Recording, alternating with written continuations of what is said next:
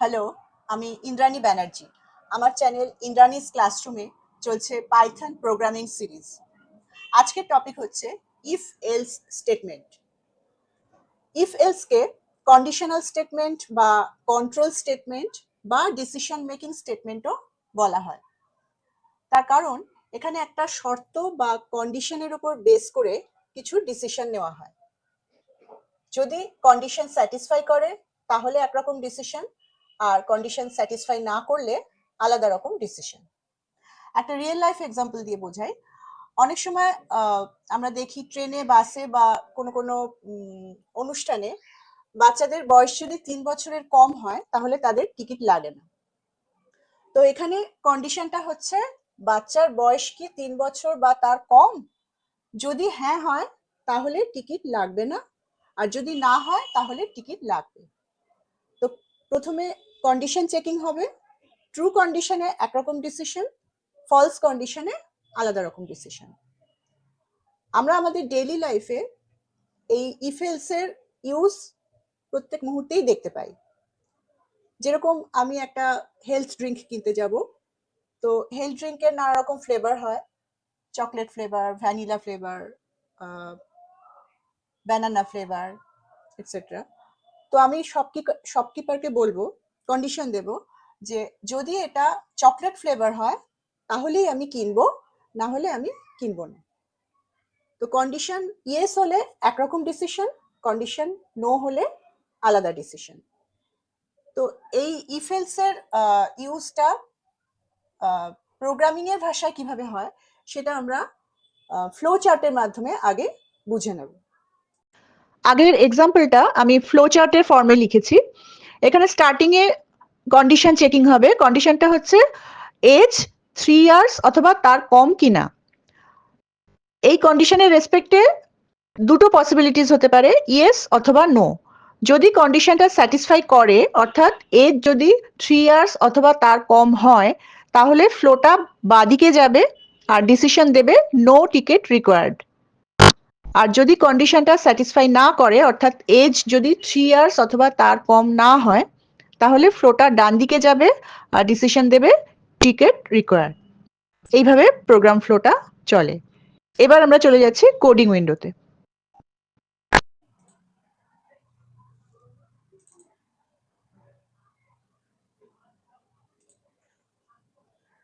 আচ্ছা, if else কন্ডিশনটার জন্য আমরা একটা ছোট্ট কোডিং লিখব। প্রথমে ইউজারের কাছ থেকে একটা নাম্বার ইনপুট নিচ্ছি। এন একটা ভ্যারিয়েবলের মধ্যে ইউজারের কাছ থেকে ইনপুট নিচ্ছি।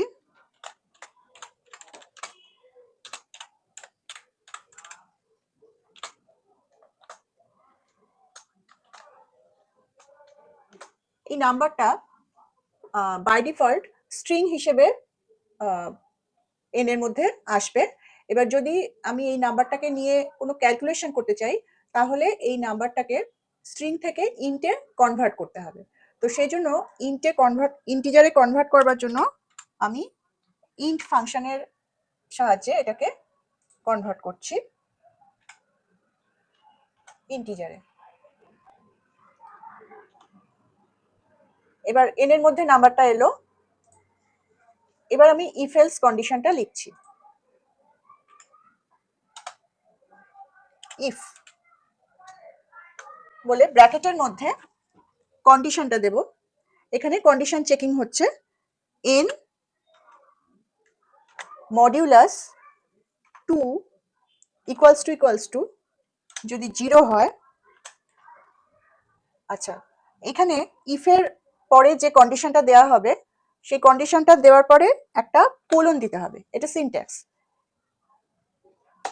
নেক্সট লাইনে গিয়ে আমি প্রিন্ট করব।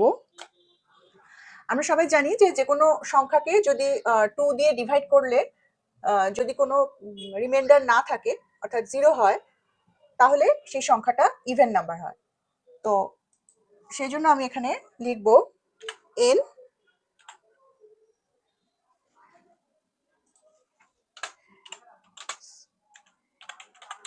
Even number.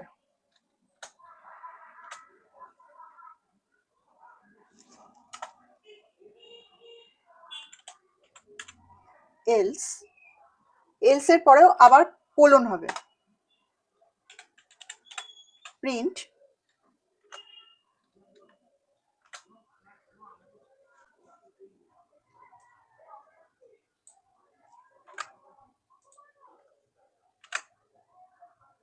এক্ষেত্রে হবে অড, অর্থাৎ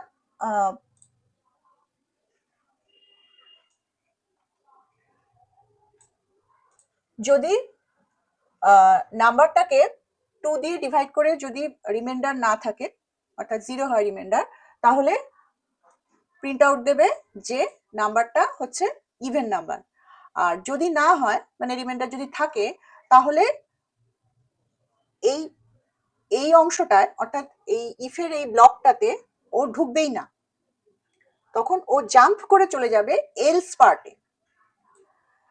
এলস পার্টে গিয়ে ও প্রিন্ট করবে এটা, যে নাম্বারটা হচ্ছে অড নাম্বার। তো যদি এই কন্ডিশনটা স্যাটিসফাই করে, অর্থাৎ ট্রু হয়, তাহলে এই ব্লকটা প্রিন্ট হবে। আর যদি এটা স্যাটিসফাই না করে, তখন ও জাম্প করে চলে আসবে এলস পার্টে। এলস পার্টে এসে এইটাকে প্রিন্ট আউট করবে। এটাই হচ্ছে ইফ এলস। আচ্ছা, এবার রান করে দেখি। ইনভ্যালিড সিনট্যাক্স, এখানটা